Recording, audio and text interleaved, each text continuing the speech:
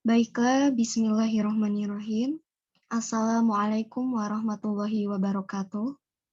Alhamdulillahirabbil alamin. Pada pagi hari ini kita masih diberikan kesehatan oleh Allah Subhanahu wa taala sehingga kita dapat mengikuti perkuliahan inovasi pendidikan pada kali ini.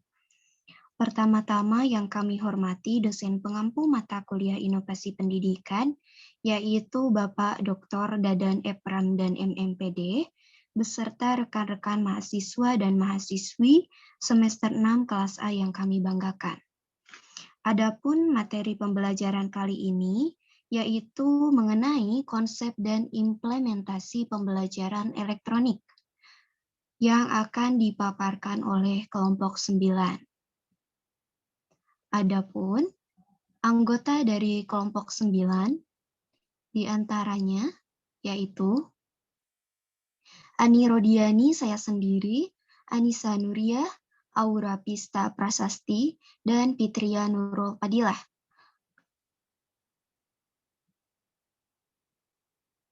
Nah, adapun pembahasan yang akan kita paparkan pada kali ini yaitu mengenai pengertian langkah pembelajaran elektronik, kekurangan dan kelebihan pembelajaran elektronik, implementasi pembelajaran elektronik, dan yang terakhir model-model pembelajaran elektronik. Langsung saja pada pembahasan yang pertama,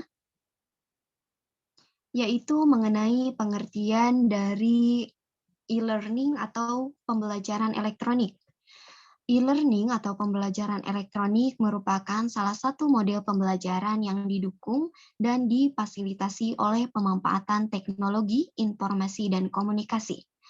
E-learning sendiri merupakan dapat diartikan juga sebagai suatu bentuk teknologi yang diterapkan dalam bidang pendidikan dalam sebuah bentuk dunia maya. Apa sih pembelajaran e-learning? Pembelajaran e-learning merupakan suatu transformasi proses pembelajaran yang ada di sebuah sekolah ataupun perguruan tinggi ke dalam bentuk digital yang dijembatani oleh teknologi berupa internet. Nah, tadi sudah disampaikan mengenai pengertian dari pembelajaran elektronik atau e-learning. Selanjutnya akan kita bahas mengenai langkah-langkah dari pembelajaran elektronik yang akan disampaikan oleh Aura Pista Prasasti. Kepada saudari Aura Pista Prasasti, saya persilahkan. Baik, terima kasih kepada moderator. Di sini saya akan memaparkan tentang langkah pembelajaran elektronik. Nah, dalam langkah pembelajaran elektronik terbagi menjadi 4 langkah. Di langkah yang pertama yakni langkah menyusun strategi pengembangan pembelajaran elektronik. Dalam langkah ini terbagi menjadi dua langkah. Yang pertama menganalisis, kemudian yang kedua adalah menyusun grand design. Nah, analisis harus dilakukan dengan didasarkan pada kebutuhan dan tujuan yang ingin dicapai oleh lembaga, tanpa mengesampingkan aspek dari kemampuan dan kesiapan yang dimiliki. Kemudian apabila langkah menganalisa telah selesai, langkah selanjutnya yakni membuat grand design.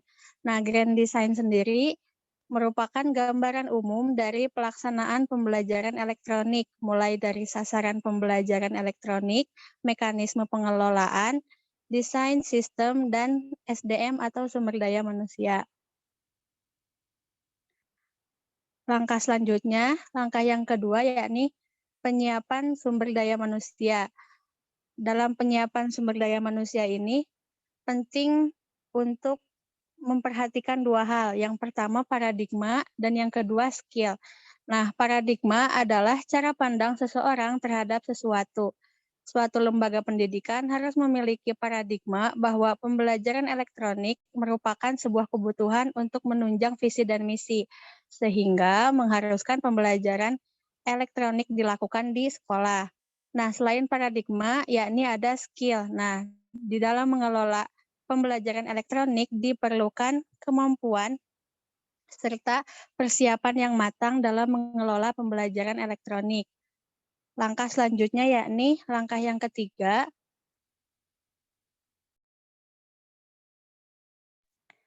Langkah yang ketiga yakni tentang pemilihan dan implementasi teknologi. Setelah tadi menyiapkan sumber daya manusia, langkah selanjutnya yakni memilih teknologi. Nah, memilih teknologi yang digunakan tentu menjadi hal yang sangat penting agar dengan begitu kegiatan pembelajaran dapat dilaksanakan sesuai dengan tujuan. Kemudian, setelah memilih teknologi, langkah selanjutnya yakni implementasi teknologi. Nah, implementasi teknologi di sini yakni melakukan sosialisasi kepada pihak-pihak yang berkaitan dengan pembelajaran elektronik, dimulai dari siswa hingga guru dan staf. Langkah yang terakhir yakni langkah keempat, penyelenggaraan pembelajaran elektronik. Nah, apabila semua hal yang telah dipersiapkan telah matang dan siap digunakan, maka langkah yang terakhir adalah menyelenggarakan pembelajaran elektronik di sekolah. Mungkin cukup sekian pemaparan dari saya. Saya kembalikan kepada moderator. Baiklah, terima kasih kepada Aura yang telah memaparkan materinya dengan baik. Selanjutnya ada pembahasan mengenai implementasi pembelajaran elektronik yang akan dipaparkan atau disampaikan oleh Anissa Nuriyah. Kepada Anissa Nuriyah dipersilahkan. Terima kasih kepada moderator. Di sini saya akan memaparkan mengenai implementasi pembelajaran elektronik atau aplikasi pembelajaran melalui teknologi informasi. Nah, dalam pengimplementasian ini terbagi menjadi 4, yaitu ada yang pertama ada selective model, di mana selective model ini yaitu jika jumlah komputer di sekolah sangat terbatas. Nah, misalnya di sekolah itu hanya ada 1 unit komputer. Nah, di dalam model selective model ini, guru harus memilih salah satu alat atau media yang tersedia yang dirasakan tepat untuk menyampaikan bahan pelajaran. Jika guru menemukan bahan e-learning yang bermutu dari internet, maka dengan terpaksa guru hanya dapat menunjukkan bahan pelajaran tersebut kepada siswa karena tadi komputer yang ada di sekolah itu hanya 1 unit. Yang selanjutnya yaitu ada sequential model, yaitu di mana jika di sekolah memiliki atau jika di sekolah atau kelas memiliki jumlah komputernya terbatas, yaitu 2 atau 3 unit komputer. Nah, guru bisa menerapkan pembelajaran e-learning ini dengan membagikan beberapa kelompok kecil secara bergiliran yang nantinya akan menggunakan komputer untuk mencari sumber pelajaran yang dibutuhkan. Yang selanjutnya yaitu ada static station model, yaitu di mana dalam model ini jumlah komputer di sekolah terbatas, sebagaimana halnya dalam sequential model yang tadi. Namun, dalam model ini, guru mempunyai beberapa sumber belajar yang berbeda untuk mencapai tujuan pembelajaran yang sama. Nah, bahan e-learning digunakan oleh 1 atau 2 kelompok siswa untuk mencapai tujuan pembelajaran yang telah ditetapkan. Kelompok siswa lainnya menggunakan sumber belajar yang lain untuk mencapai tujuan pembelajaran yang sama. Yang selanjutnya yaitu ada laboratory model, di mana model laboratory ini tersedia sejumlah komputer yang dilengkapi dengan jaringan internet, di mana siswa dapat menggunakannya secara lebih leluasa. Jadi satu siswa satu komputer. Dalam hal ini, bahan e-learning dapat digunakan oleh seluruh siswa sebagai bahan pembelajaran mandiri. Nah, setiap model e-learning yang dapat digunakan dalam pembelajaran yang tadi telah disebutkan mempunyai kekuatan dan kelemahannya tersendiri. Pemilihannya bergantung pada infrastruktur telekomunikasi dan peralatan yang tersedia di sekolah. Mungkin itu saja yang dapat saya sampaikan. Saya kembalikan kepada moderator. Baik, terima kasih kepada Anissa Nuriyah yang telah memaparkan materinya dengan baik. Selanjutnya, ada pembahasan mengenai kelebihan dan kekurangan pembelajaran elektronik yang akan dipaparkan oleh saya. Nah, di sini ada kelebihan dari pembelajaran elektronik. Yang pertama adanya mempermudah transfer ilmu. Karena adanya kerjasama dalam komunikasi online sehingga mempermudah berlangsungnya transfer ilmu, informasi, dan komunikasi. Sehingga peserta didik tidak akan kekurangan sumber dan bahan belajar. Yang kedua, di mana saja dan kapan saja. Mudahnya akses pembelajaran yang dilakukan secara online dapat dilakukan di mana saja dan kapan saja. Nah, yang ketiga ada hemat biaya pendidikan. Peserta didik dapat menghemat dan mengurangi biaya pendidikan, seperti kurangnya biaya untuk transportasi peserta didik ke tempat belajar, akomodasi, dan membayar pengajar. Dan yang terakhir ada peserta didik mengeksplor pengetahuan secara mandiri. Jadi peserta didik menjadi lebih mandiri karena dapat menggali dan mengeksplor pengetahuannya sendiri melalui internet dan media teknologi lainnya. Selanjutnya ada kekurangan dari pembelajaran elektronik.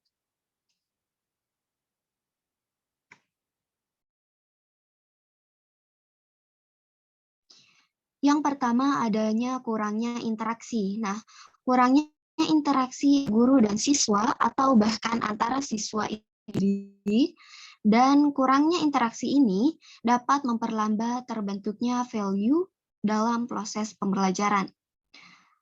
Selanjutnya ada peran guru berubah.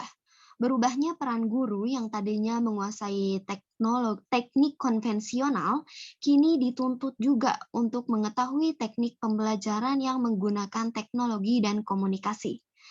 Selanjutnya ada tidak semua tempat memiliki akses internet. Tidak di semua tempat tersedia fasilitas internet, apalagi di daerah yang bukan perkotaan. Dan yang terakhir ada menurunnya motivasi belajar siswa. Siswa yang tidak mempunyai motivasi belajar yang tinggi cenderung gagal dalam pembelajaran ini. Mungkin sekian yang dapat saya sampaikan.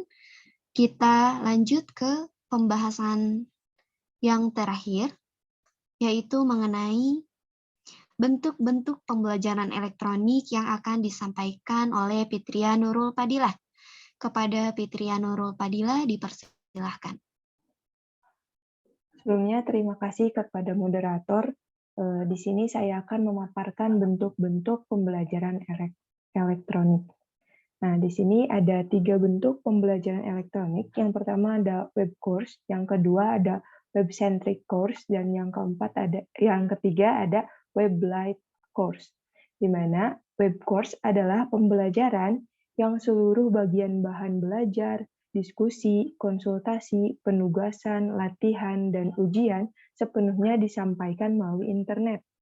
Nah, siswa dan guru sepenuhnya terpisah, namun hubungan atau komunikasi antara peserta didik dengan pengajar bisa dilakukan setiap saat. Nah, komunikasi dalam pembelajaran menggunakan web course ini biasanya lebih banyak dilakukan secara asinkronus daripada secara sinkronus.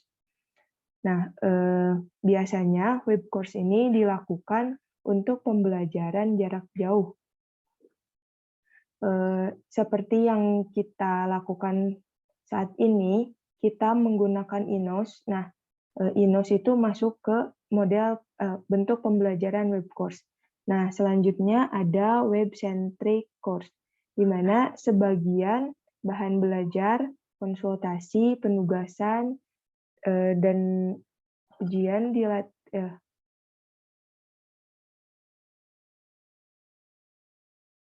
disampaikan melalui internet. Nah, sedangkan konsultasi dan sebagian konsultasi dan ujian dan juga diskusi serta latihan dilakukan secara tatap muka. Jadi di web-centric course ini adanya pengkombinasian di mana bahan belajar diberikan dari internet, namun pembelajaran dilakukan secara tatap muka. Nah, biasanya pembelajaran tatap mukanya ini berupa tutorial. Nah, tetapi presentasi antara tatap muka dan juga pembelajaran secara online atau pemberian bahan ajar secara online itu lebih banyak pembelajaran secara online daripada presentasi tatap mukanya. Nah, selanjutnya yaitu ada Weblight Course, di mana pemanfaatan internet untuk menunjang peningkatan kualitas belajar mengajar di kelas, yang artinya peranan internet ini hanya untuk menyediakan sumber-sumber belajar yang relevan dengan materi yang akan dibelajarkan di kelas atau dilakukan secara tatap muka. Nah, sumber-sumber belajarnya ini sangat kaya akan informasi, yaitu dengan cara memberikan link sumber belajar kepada siswa melalui internet yang bisa diakses secara online. Nah, untuk meningkatkan kuantitas dan memperluas kesempatan berkomunikasi antara pengajar dengan peserta didik.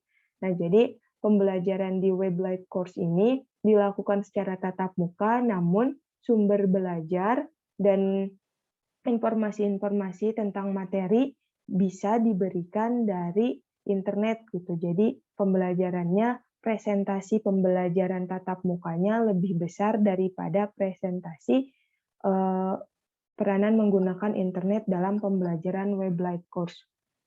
Mungkin cukup sekian dari saya kembalikan kepada moderator. Baiklah, terima kasih kepada Fitria Nurul Fadilah yang telah memaparkan materinya dengan baik. Alhamdulillahirrabbilalamin, semua pembahasan sudah disampaikan oleh kelompok 9. Mungkin cukup sekian pemaparan pembelajaran kita kali ini. Saya ucapkan terima kasih dan mohon maaf apabila terdapat banyak kesalahan. Wabillahi taufiq wal hidayah. Wassalamualaikum warahmatullahi wabarakatuh.